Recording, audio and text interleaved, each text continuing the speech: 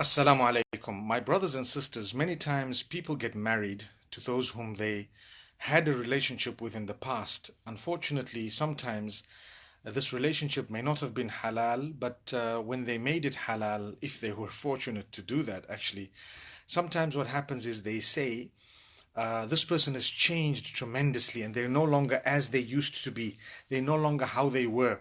I'm sure you've heard this a lot of times where people say, my husband's changed completely. He's not the person he was. And sometimes people say, well, my wife is not who she was. She's actually a very different person and we don't get along.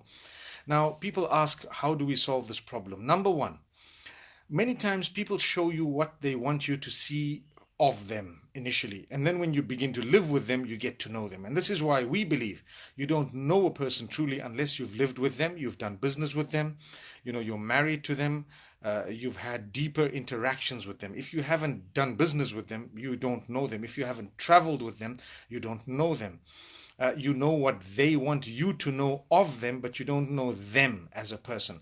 So it's very, very serious because more and more people are saying, we don't get along anymore. It's been 2 years, or it's been 1 year, or 2 months, or 3 months. And they say this person's changed completely. Well, you've now seen their true colors. So, what I want to suggest is when we do get married, number one is there are many people out there who develop a relationship prior to marriage with the opposite sex in a way that goes deeper than what is permissible and becomes prohibited or haram in some way or another.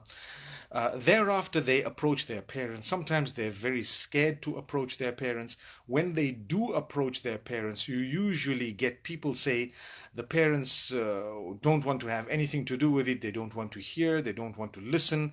Well, that is a difficulty. It's a problem because the communication with parents should be such that everything that happens, the children first relate it to the parents. They get advice from their parents. It's too late sometimes when your children have been interacting with others and you haven't even been there for them. You're either busy on your phone, you're busy with your friends, you're busy in your business, you're busy doing all other things, and no parent was there to guide those children. Then a day comes when that particular guidance that is needed is actually from friends or from someone else.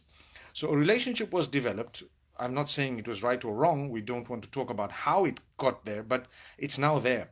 What do we do? Because the parents don't want to listen. Well, if I had a solution, we would have presented it to you, but we don't have a solution because parents have their dreams, they have what they want, they have things they'd like to see in their children. And if you don't communicate, you might have a problem. Not all parents are open minded. But I do believe parents should be more relaxed, more open minded. They need to understand, talk to the child regarding the depth of the relationship. Many people are sexually active from a very young age, very sadly, very unfortunately, but that's a reality on the ground. It's a reality. We need to talk about reality. People brush it, under the carpet, and that's it. They think it doesn't exist. It exists. I've known of many children who've terminated unwanted pregnancies. I know of many children who ask about it, and we don't know sometimes exactly how to guide them because of the circumstances they present. It becomes very, very difficult to give people that advice. So when you have a child who's telling you, I want to marry this person, and they happen to be a person you didn't really think the child would be interested in, first find out how deeply related or how deeply connected they are, how serious they are. Some people hold themselves back from a haram relationship, hoping that it will become halal, so then they approach their parents, and the parents say, no way. But they desperately want it to be halal, and the parents are not facilitating that halal. My beloved parents, I'd rather you made what you believe is the child's mistake, meaning you allowed the child to make that mistake, than to destroy your relationship with Allah by indirectly encouraging that which is prohibited because of the environment, because of the pressure, because you're hardly ever there. You're too busy doing everything else.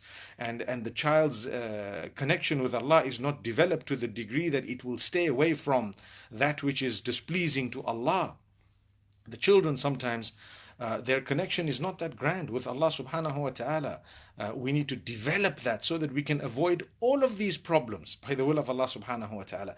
Now that the problem is there, to be able to deal with it and tackle it, we must be realistic. So you open your doors, You listen to what the child has said. You meet the person. That's the least you could do. The least you could do is to meet this person, no matter who they are. You're the parents. This child has come to you respectfully to say, look, I'd like to tell you what I'm interested in. Sometimes they have a relationship for many, many years, and then the relationship becomes haram, and it continues in a haram way because you've just blocked it. And sometimes they end up marrying someone else because they don't want to displease their parents, and a few years later they tell that person, we never ever wanted to marry you, we were in love with another party altogether. It's happening. It's very dangerous. So, and sometimes when they have a problem in marriage, they end up confiding in the person whom they were in love with prior to the marriage. I'm not saying it was right or wrong. I'm just talking about what is happening. What is happening? So we have to be realistic. Let your child make a mistake, even if they end up coming back divorced. It's better that you did not displease Allah. You didn't lose Allah in the process. You did not lose your child in the process. You lost nobody in the process. But what you did lose is a little bit of an inconvenience due to the divorce. And we normally tell people, you don't have to plan to have children for 2 years at least until you really know each other. There's nothing wrong from an Islamic perspective to hold on having children when there is uncertainty in that marriage, or when you don't know for a fact that this person is the one who's definitely going to be a very brilliant father of my children, because of the factors we face today on earth. People don't like to talk about this, but we need to say it.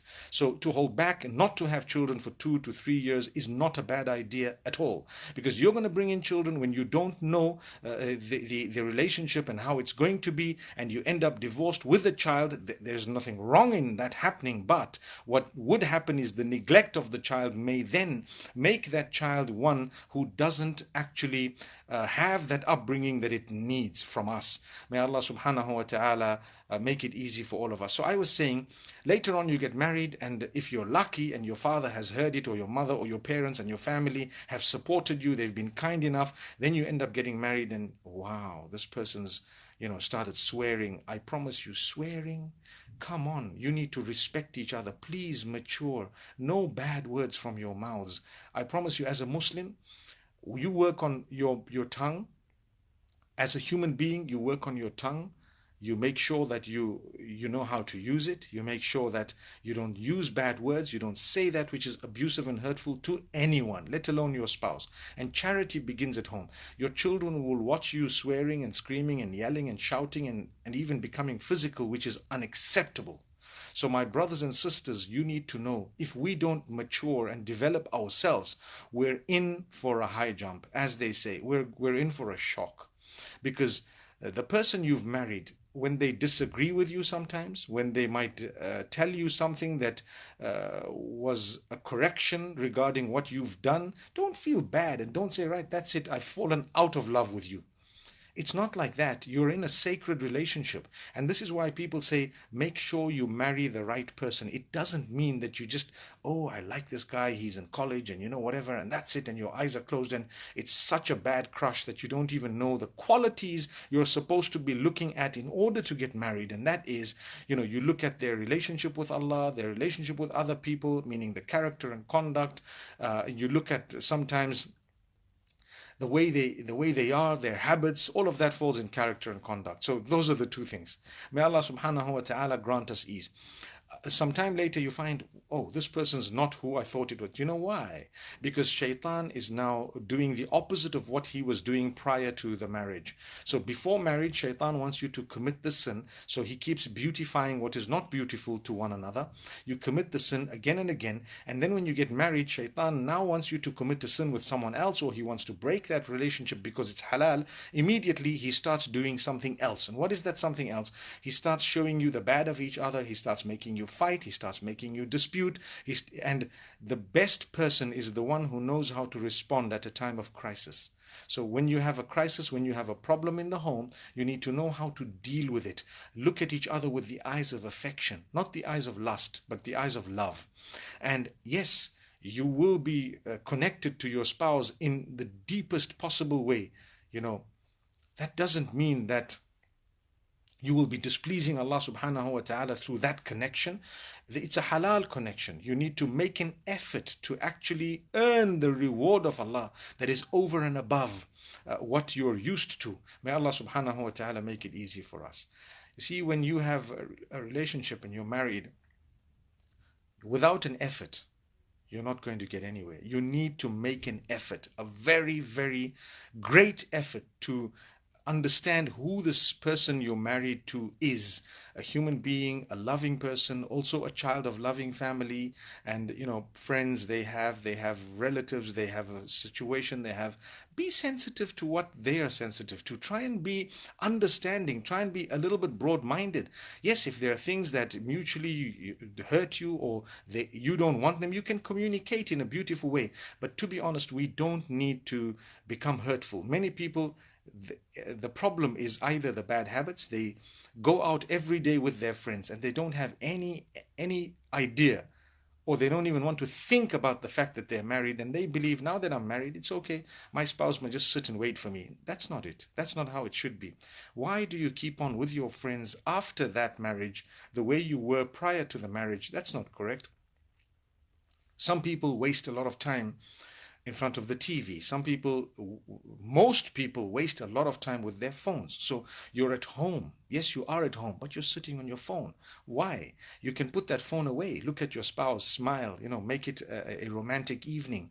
The tea, the coffee, learn to help a little bit here and there. I'm talking of both ways. We're not talking of any one particular spouse. We're talking of both ways. Some people want to go out with their friends every day. Some people don't. Some people are never there, but when their spouses want to do something, they are quick to object, to say, no, you're not allowed to do this. You can't go here, you can't go there, you can't do this, you can't do that. Come on, it should be a give and take. You need to have a loving relationship. It shouldn't be a push and shove relationship, but rather a give and take relationship. So this is why I say, when things have gone wrong, learn to resolve them. Uh, Learn to prove that you are definitely better than the person they thought you were prior to marriage. That's a true moment. When you marry someone and you end up finding out more good qualities of them, you end up finding out how great they are, how they suppress their anger sometimes, how they don't even show it to you, how they are so considerate of your opinions, and it happens two ways, not one way. How they're trying to please Allah, secrets that they have that are so beautiful in terms of how they help people and what they do. All this is found out later. Wow, this person's actually better than I thought they were. And as time passes, we need to progress. We need to become better people. We need to actually, improve ourselves. And that's with an effort. It's not just going to come like that. I see many young people are not interested in improving themselves. I mean, if you're smoking cigarettes, you're supposed to try and give up, because cigarettes is a bad habit. The whole world acknowledges that. And don't just replace it with something else and say, no, I'm allowed to do a shisha, I'm allowed to do this and that. My brothers and sisters, that's a little example. But people are on weed and they don't mind. And they're saying, you know what? There's nothing wrong with weed. I think my next session will be on weed. My next live session, inshallah, will be on weed, perhaps tomorrow, if possible. Because it's a problem. People are just saying, no, it's allowed, it's okay, therefore I can do it. The world can say everything is allowed. Alcohol is allowed in a lot of countries as well. Most countries, nearly all countries. So it's up to you to abstain from what is bad for you, from what you believe is wrong for you.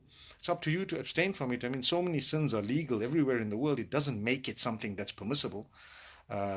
You see, so there is an effort required to improve the way you talk, your expression. Look at your spouse, smile, put your phone away. There is an effort required to put it away. Ignore messages, ignore them, put it away, switch it off. You can actually have a little status up there saying, if I'm not responding, it's because I'm busy, or because whatever the other reason is, any reason. You can say, it's my family time. And that's it. Put up your status, family time. I will only respond tomorrow morning. Can you not switch off your phone 9 p.m.? Please, please, please. Inshallah, you can. May Allah subhanahu wa ta'ala grant you goodness and open our doors and grant us happiness. I don't like it when situations are such that people say they're not who they were. I mean, why? Why do you change? Why do they change? Why do people change? Well, we need to go back and develop our relationship with Allah. Like I said, some people have fought to get married to others. Sometimes they've won the battle. And after they marry, they find, whoa, Imagine I struggled so much to come into this. Is this what I fought for? And then they don't know how to face their parents because their parents were against it anyway. And then they're vindicated. So this is what it is.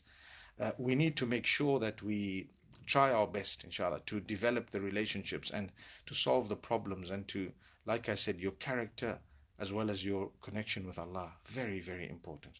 I believe those who don't have a relationship with their Maker, very difficult for them to have a beautiful relationship with others because the two come hand in hand. In fact, one comes before the other. And we ask Allah subhanahu wa ta'ala to make us more conscious of it. Barakallah fikum, inshallah. Tomorrow, talk about weed. Assalamu alaikum wa rahmatullahi wa barakatuh.